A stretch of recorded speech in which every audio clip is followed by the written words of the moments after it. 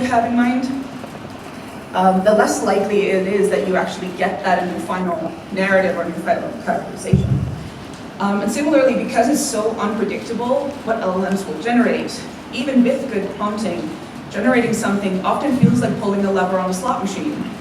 You pull the lever, something comes out, and you might get what you want, you might get what you need, but it's not guaranteed. So for more experienced writers, that can also become a hindrance and actually lead some people to abandon Gen AI solutions altogether. All right. And then there's also things like familiarity with different LLMs and offering style. But all this said, we need a lot of authoring power still. Humans still need to guide the process. Without it, we end up with generic meh soup. So in order to do that, we need better trained workers, but we also need better authoring interfaces in order to leverage LLMs better. So when we're developing these authoring interfaces, we need to think about not just the specialized worker, but we need to think about this as a paradigm shift in how we approach writing narrative, because this blends performance and authoring in many cases, specifically for characters, because you give them role play instructions. And chatting is not enough. We need to embed authoring as a process in an interface. We cannot just assume that we can just have that chat all the time and that naturally will lead to something. We need to have intentional authoring processes in place. But we don't have a lot of experience with what those processes and what those authoring processes will actually look like. So it all boils down to how we can start taking steps at identifying those features and these processes so we can start tailoring the interfaces to flows that work best to fit generative AI. And there's applications that have taken a step to this for fiction authoring in particular. So this example here is pseudo-write. The thing to remember here is a lot of this is still very experimental. We don't really know what the best practices are, what the authoring process with LLMs is going to look like. And it's not clear whether we need fine-tuning or prompt engineering, what is going to be the best solution here. But we have an indication of where to start, but the question remains of how we can support humans that use LLMs for authoring. Thank you.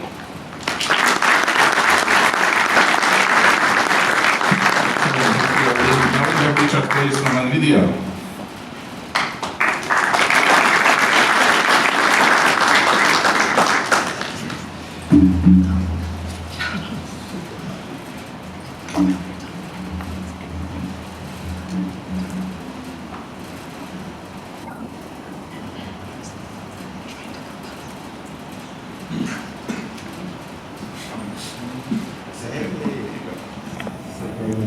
Good morning. Wow. A lot of people here for the first session. This is awesome. I'm Bednarz. I'm going to talk a little bit from more of an overview of AI and media and how we at Nvidia are seeing it through the ecosystems that we work with. I thought it'd be fun, since we're at SIGGRAPH, start with a little history lesson. Anybody know what this is? Point raise. Thank you. Road to Point Reyes, created in 1983 by 5 people up in Marin County. Took over 30 days to create this image. That team went on to become Pixar. I'm going to come back to this in a little bit, but setting some context. Now, those of us that are working in AI and Gen AI typically hear a lot of comments like this. This new technology is nothing. Studios aren't going to want to use it. It's going to kill creativity. It's going to kill jobs. How many of us have heard these kind of comments? These particular quotes were actually from 1979. And they were talking about synthesizers and sampling in the music industry. That since has gone on to become a very viable revenue source for the artists who created the original content that was sampled in the industry that uses it. So it just goes to show when there's new technologies that come in, a lot of times there's fear and uncertainty. But you've got to move forward, as we've been hearing already. Now, we call this the iPhone moment for AI, with generative AI.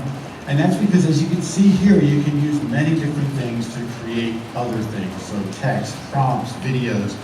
You can create videos, you can create code. How long will, how much further will we be before you can create full applications using AI, right? You can do it today with Python scripts and a number of other things, but I see a time where you're going to be able to prompt a computer to create a custom application for what you need it to do on the fly, okay? So in the areas of media and entertainment, we're seeing an industry-wide adoption of the use cases for the typical things that you expect from AI like this, with better personalization, better delivery mechanisms, certainly content creation, and more interactivity with the content that's being created. But it's also having other use cases in the media and entertainment space. Behind the scenes, a lot of AI is starting to be used for recommendation systems. You're starting to see it be able to do translations and things on the fly. So companies create one piece of content, and as it's being distributed out, it can have different languages, including the different facial moves of the character that's talking, things like that. You're seeing it in use cases for how they run their businesses, how to be more efficient with their contracts and things like that. So there's a lot of under the hood stuff that's not as sexy as all the great imagery that we see, but it's important because it's another tool that's being used to help transform the industry. Now, a lot of people say there's a lot of things to be concerned about in AI, and they're absolutely correct. And it's up to all of us to be listening and understanding these concerns. Because much like in the music industry, when sampling and other things came to be, they had to put guardrails on it so that people couldn't just take things and use it without the rights. So for example, if you go and take a music track today from Apple Music and you put images to it and then you try to put it on your YouTube channel, it will say you can't because you don't have the rights to that music. It knows that there's rights attributed to that content. We have to keep striving for those same kinds of things here with AI.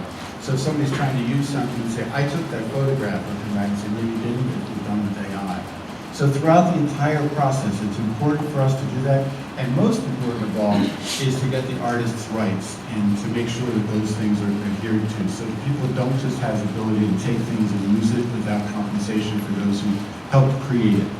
Okay, so that's an important thing. It's something that we look at every single day on how we can work with our partners. And partners like Getty and Adobe and others who are working in that same vein to ensure the identification of people that use their tools so that they can use so freely and artists can trust that their content was used even a little bit, there's going to be some compensation down the road for them. Okay? So another thing that you'll hear a lot of lately, especially here at the show, is NIMs. What are NIMs? NIMs are taking a lot of this technology and packaging it up into a container for applications and developers to be able to just simply call and use as if you were making a call to a printer or something like that. This is going to be one of the most transformative things that we're doing at Nvidia, is to take as much of our technologies, putting it in these containerized units, and then putting it out there for the developer community, both individual developers and ISVs to be able to use and get that. And it's all contained in that one simple call. So whether you want to use it to create an image or you want to use it to change a language or something like that. And there's already a number of them out there. Like I said, there's a few ones that are being done with Getty Images. You'll hear some more about Shutterstock here at the show. More and more happening all the time. And I think it's really important to look at this ecosystem and how fast it's growing. Over 19,000 when I made this slide about a week and a half ago, we're over 20,000 already. So it's happening all over the place. It's happening through the tools and the platforms. It's happening from individuals. And as I saw a lot of hands go up here earlier, it's happening from the creative content too. Now remember that image I showed you in the very beginning of Road to Point Reyes? This one has a little bug on the right down below. I took this image and I put it into Runway, one of my favorite Gen AI apps, and I said, recreate this, but give me an animation. With under 3 minutes, it created a full animation at 4K. Right? That's how far we've come. That's how far we've come in just a short little while. From 5 guys over a month to create something. So now you can just simply comment. Now, I sent this to Ed and Albie and some of the others that actually worked on that original one and said, what do you think? And they went, wow. Right? And then we had a little discussion. Because is it technical or is it democratizing some of the stuff? Right? Is there a story that isn't it great that more people can tell that story? And you didn't have access to Pixar image computers and things like that back in the day. I think it is. I think it's like the music industry in the sense that more people are going to be able to be creative with the tools that historically have only been for the very few. So I'll leave you with one last quote, which I think is great. People ignore it. I see companies that ignore technologies all the time and then they fade away. Anybody remember Kodak? Anybody remember, I can go on and on with companies that just didn't listen to the changes that were taking place and they were left behind. Okay? So it's important to embrace, extend, and have fun with it. So thank you very much.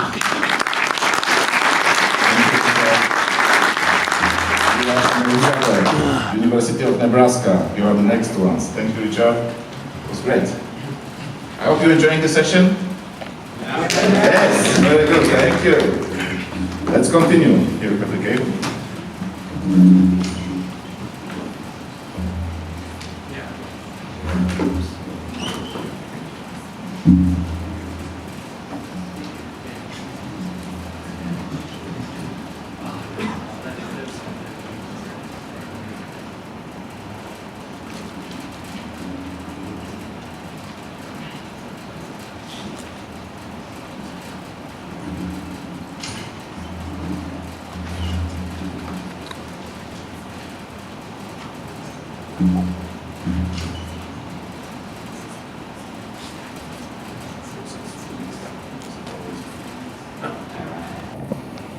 There we go.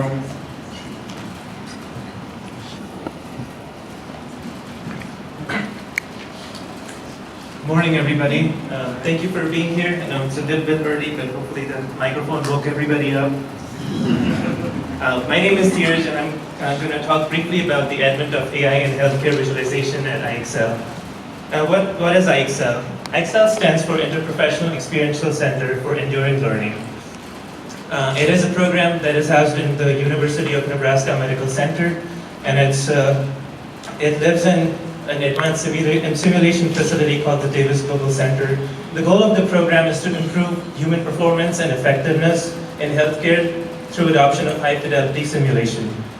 Now, what does Davis Global Center actually have? Different floors in Davis Global Center cater to different modes of experiential learning, like surgical simulation, advanced clinical simulation, and healthcare visualization. Today, we're going to focus on the healthcare visualization aspect of it. IXL has a multidisciplinary visualization team that consists of artists, programmers, and medical illustrators. And together we create immersive educational modules for medical students, professionals, and patients. Some of us are actually in the audience, and I've tasked them with asking me the easiest questions after the presentation's over, so that's that. Like everybody else, we also use AI to make our lives a little bit easier. At this point, we don't use it to create any final content, but we definitely use it to make our process a little bit more efficient. One of the ways that we use AI is in medical segmentation. Medical segmentation is the process of separating out the desired anatomical structures from anonymized MRI and CT scans, like David was talking about earlier. That helps us create a base reference model for our modelers and medical illustrators to use it to create the actual models that go into the applications. And that makes sure, because this is for education, that makes sure that our content is 100% medically accurate. Now the problem is that medical segmentation is almost like rotoscopy, where a segmentation specialist has to sit through several slices and mask out the structures slice by slice to create a 3D model out of it. To make that process more efficient, we now use pre-trained AI tools to do that process for us, which create a basic segmentation and mask out those structures based on the training from several different CT and MRI data that includes data from different scanners, institutions, and protocols, which makes the process a lot faster, and then our segmentation specialists can then go in and finish that data as per our needs. This is an example of the CT scan slice on the left, which was from a data set, which was used to segment out the respiratory system out of it, and then used as a reference to create the actual respiratory system model to use in a respiratory module. The primary tool that we use for it is Total Segmentator, which comes as a plugin for the 3D slicer content creation package and segmentation package. Another way we use it is a little bit for code generation, which also, as most of you know, make it a lot easier to do code completion, writing tests for things and other things. So we do use that for code generation to make our process more efficient. Now I'm going to turn it over to my colleague Elizabeth to talk more about how we use chatbots in our process. Thanks, Darren. Hi, everybody.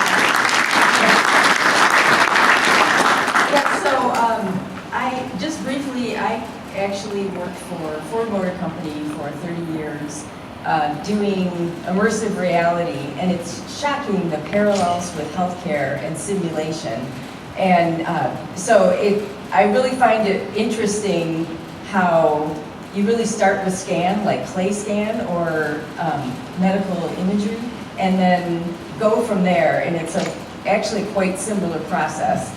And so one of them is, regarding AI, is chatbots, and thinking about natural language processing and using these models that will continually get better, and then have some relationship between either a learner or a patient, and it's usually a learner, and the experience that they're going for.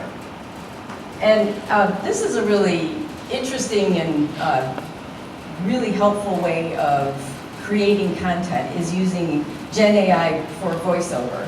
So you can have an actor do the final, potentially, or just use this, the AI technology, do the voiceover, and it's really, really accurate, and it's surprisingly good for creating the content and getting like a good development of story, and have the right inflections, and understanding the things that you want to highlight through voice. So I think that's pretty interesting. And then of course, photogrammetry and creating geometry. If you look at all of those different things, object masking, noise removal, NeRFs, NSRs, all of these technologies are incorporated into the process for creating content. And I think this anesthesia card is an interesting example, because it can be data about a person, a body, body parts, or it can be about the equipment that is used for simulation. And as Dheeraj pointed out, the IXL Center has multiple floors. So there is a surgical simulation floor, there's a clinical simulation, there's all these different areas, and there's opportunity to use the medical Internet of Things, get some of that data from other floors, and do a simulation in the visualization area. So it's very, it's physical, it's all this virtual data, it's very much about how that intelligent data can be incorporated. And then, of course, for a lot of these experiences, when you're, University of Nebraska Medical Center is a teaching institution, so how do you storyboard, how do you create the content that becomes something that is memorable, and how can it be used to improve patient outcomes, train people better, and do all of that good stuff. And this is a pretty simple example as far as technology. People have been doing this for a very long time, is upscaling imagery. So we can take any image and upscale it to a higher resolution and display it somewhere. So in a teaching institution, you can get a lot of data and understand what is the impact of what you're doing. So AI can be used and is being used to help us interpret massive amounts of data and understand what is the impact that we're having in the community. And so the importance of measuring and assessing is extremely important regarding how we move forward, how we know if we're being effective, and then how we can change things for the future. And so accelerated computing, Gen AI, we are working to learn from massive amounts of data and understanding that data in like new ways that provide insights that we wouldn't have had based on prior experiences, which I think is really important, to learn from what has been done in the past and apply it to current and then future scenarios. And so one thing I wanted to point out is it's really important to have verified systems. Like there's so much, there's a site, I don't know if anyone's been to, called there'sanaIforthat.com. And you go to that site and you can just see all kinds of things, right? But what is actually good? What has good data that it's based on? So having verified data, being able to access it quickly, apply it to LLMs and use some AI is really important. And because the visualization center is really based on a bunch of immersive technology, like take that massive amount of data, have it defined, like have a verified system, use your brain, use your brain and the intelligence, and then deploy it in a way that makes a lot of sense, in that it provides the right experience at the right time to either learn or understand something that you wouldn't have known before. And so this is, the idea is that this is a multimodal AI type scenario, right? There is a lot going on when you get immersed and you use intelligence in your immersive experience.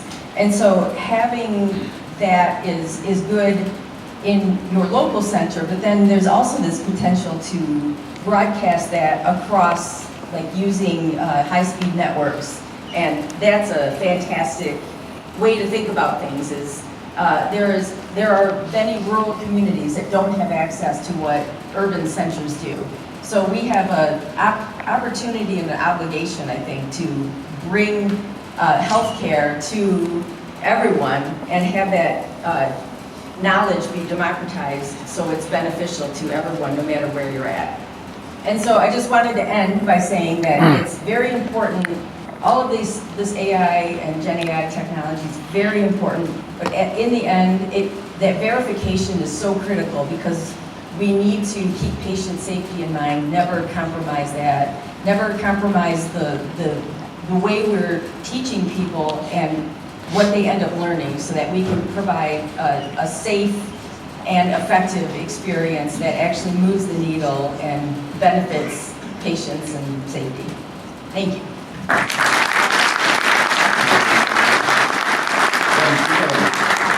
Coming to us from Zurich, ETH Zurich, Design++ and Gen AI.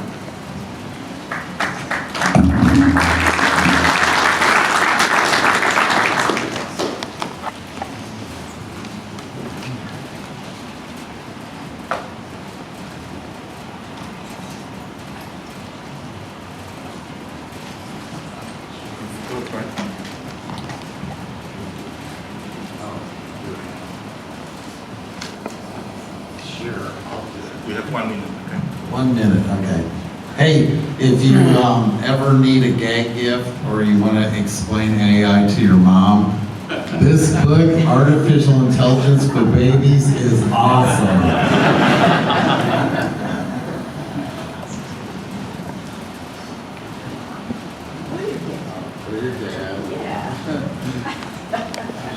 Hey, all right. So thank you very much, Tomas, for the invite, giving me the opportunity to briefly introduce my lab and some activities that are currently ongoing at ETH, which are centered around design and fabrication, and also the impact AI can have in that area. So now, and the reason why I find design as a topic extremely exciting is because design is everywhere in everything. We need to create it in buildings, in everything. Engineering creates in material structures, chemistry in molecules, but of course also in computer graphics and animation. For example, when designing a character rig can be seen as a design task. Of course also in computer science in general, in the form of data structures, neural network architectures, programming languages, and so on. And I think across all these application areas, there is one very central question, and that is actually how can we do more efficiently design? So how can machines actually create complex designs, and how can machines work together with humans to create designs? And what are actually key problems such that machines and humans are actually successful in finding good designs together? I also think this topic is extremely timely because we're all here witnessing the omnipresent rise of technology across all fields, in particular this acceleration of AI, and a large part of our research is actually motivated by the belief that there is also an urgent need to actually harness the potential of this technology while at the same time preserving the human creative process. And I think for us ultimately the goal is to give humans somehow superpowers, so enable them to use the technology, but also keep their creativity and bring them in there. And basically in my lab we do this by focusing on 3 fields: interactive simulation approaches, spatial computing, so using also new types of methods for sensing, and then creative AI methods. Just to give you very quickly a flavor of what we specifically work on, just mentioning some recent projects. We're, for example, looking at new types of representations that are both intuitive for humans, that allow interactive editing, but they're also well suited as encodings for ML tasks. Projects, for example, on designing metamaterials. We're also looking at classical simulation-based approaches and think about how to make them usable for end-to-end design tasks, or how to bring in AI techniques, combine them together to basically extend these classical CAD workflows. With these new types of approaches, we'll also in general try to gain a deeper understanding of design spaces itself.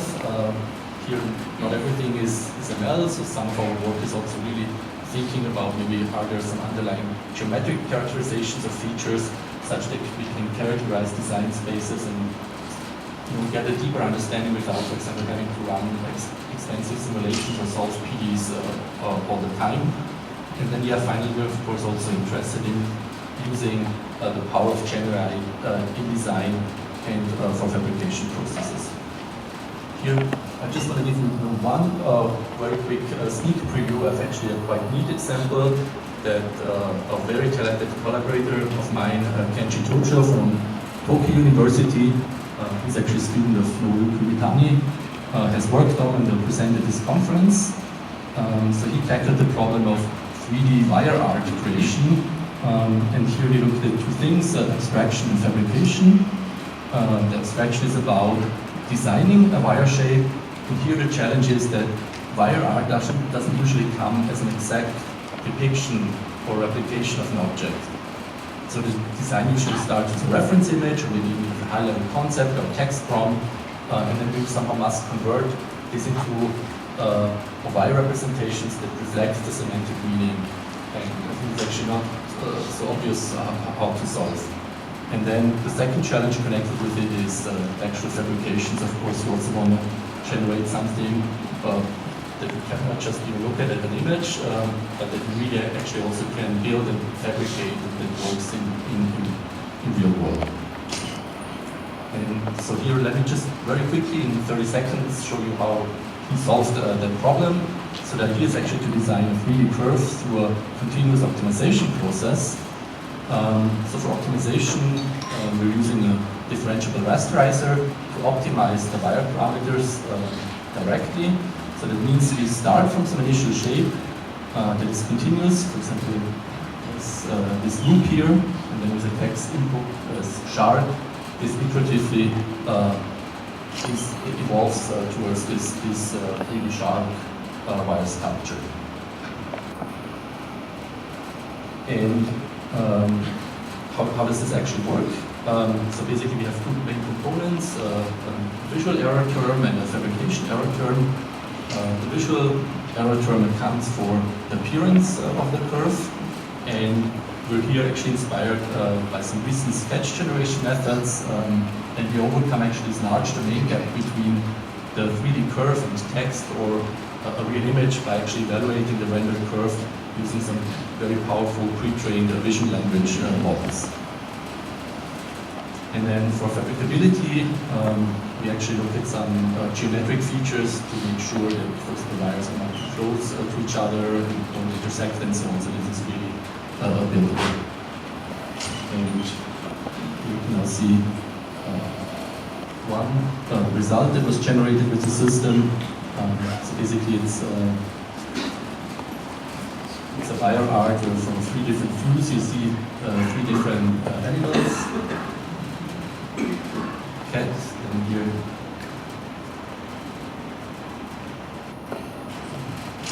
a dog, and in the last view a bird.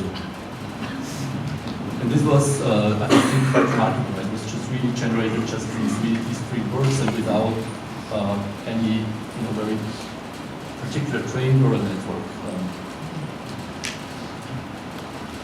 Now, yeah, and if you want to see more of this, please, of course, attend Kenji's talk. Now, finally, the last minute, I just want to briefly introduce Design++. So this is actually an interdepartmental research initiative at ETH that was launched together from faculties in the architecture department, engineering, and also computer science.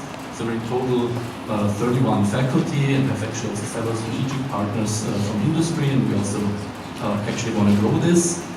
The purpose of this initiative is actually to come up with some novel solutions to address sustainability issues in the AEC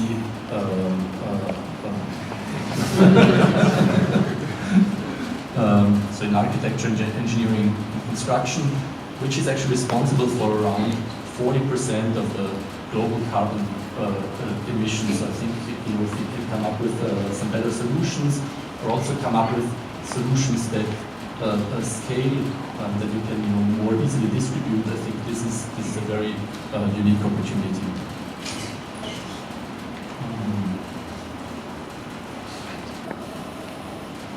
Sorry for the quality, the video was too good.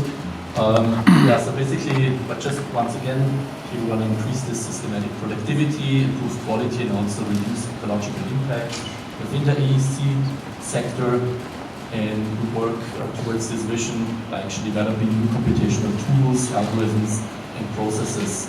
And I think here, especially we as a research community, have actually the opportunity to have big real-world impact. Yeah, there's lots of exciting projects going on. I don't want to go here, but there's not enough time to go into detail. But please hit me up afterwards for discussions. I'm around the whole week, and yeah, thank you very much for your attention.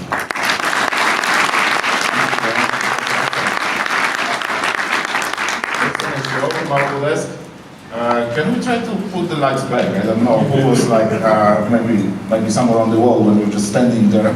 You push the button, so please.